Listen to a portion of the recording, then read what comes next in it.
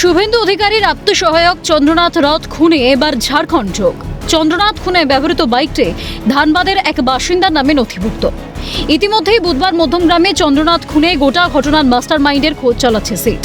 বিভিন্ন CCTV footage দেখে তদন্তকারীরা পেয়েছেন ঘটনায় ব্যবহৃত গাড়িটি ঘটনার আগে বালি টোল প্লাজায় ফ্যাশ ট্যাগে টোল দিয়েছিল।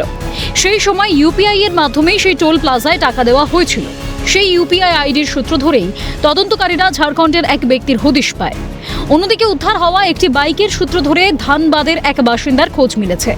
বাইকটি ধানবাদের সেলস কর্মী বিভাস ভট্টাচার্যের নামে নথিভুক্ত। তল্লাশি চালাতে গিয়ে তদন্তকারীরা দেখেন বিভাস ভট্টাচার্যের বাইক তার বাড়িতেই ছিল। হত্যাকাণ্ডে ব্যবহৃত বাইকটির মডেল ভিন্ন ছিল। বিভাস ভট্টাচার্য আগে পশ্চিমবঙ্গের বার্নপুর এলাকায় কর্মরত ছিলেন এবং পরে ধানবাদে বদলি হন। আগের তথ্যের ভিত্তিতেই ভুয়ো নম্বর প্লেট ব্যবহার করে কার্যকলাপ ঘটিয়েছে দুষ্কৃতীরা, এমনটাই মনে করছেন তদন্তকারীরা। অন্যদিকে ঘটনার 72 ঘন্টা পেরিয়ে গেলেও এখনও অধরা আততায়ীরা। ঘটনাস্থল মধ্যমগ্রামের দোহারিয়া মাঠপাড়া সংলগ্ন রাস্তা দিয়েই দুষ্কৃতীরা এলাকা ছাড়ে বলে অনুমান তদন্তকারী অফিসারদের। ঘটনাস্থলের আশপাশে সিসিটিভি ফুটেজ সংগ্রহ করতে গিয়ে হিমশিম খেতে হচ্ছে তাদের।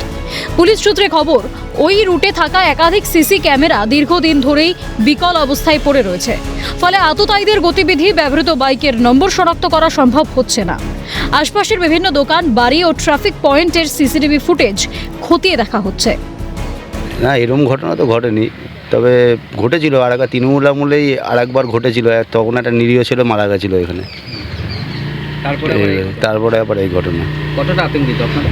আতঙ্কিত তো আছেই। এটা নিয়ে আমরা খুবই দুঃখিত আছি যে উপযুক্ত যে যারা হত্যাকারী আছে তারা যেন সঠিক শাস্তি পায়।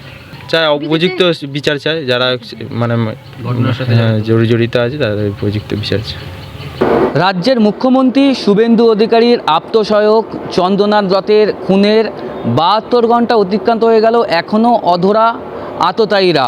যে মাঠপাড়া এলাকা যেটা বলা হচ্ছে, সেই এলাকার একাধিক ক্যামেরা ইতিমধ্যেই বিকল হয়ে গেছে, যে কারণে কিন্তু এখনও পর্যন্ত 72 ঘন্টা অতিক্রান্ত, এখনও পর্যন্ত এই ঘটনার যে আততায়ীরা তাদেরকে কিন্তু এখনও পর্যন্ত পুলিশ গ্রেপ্তার করতে পারেনি। বাড়ির নিকটে যদি খুন হতে হয় হেভিওয়েটদের আত্মসহায়ককে, তাহলে সাধারণ মানুষের নিরাপত্তা কোথায়?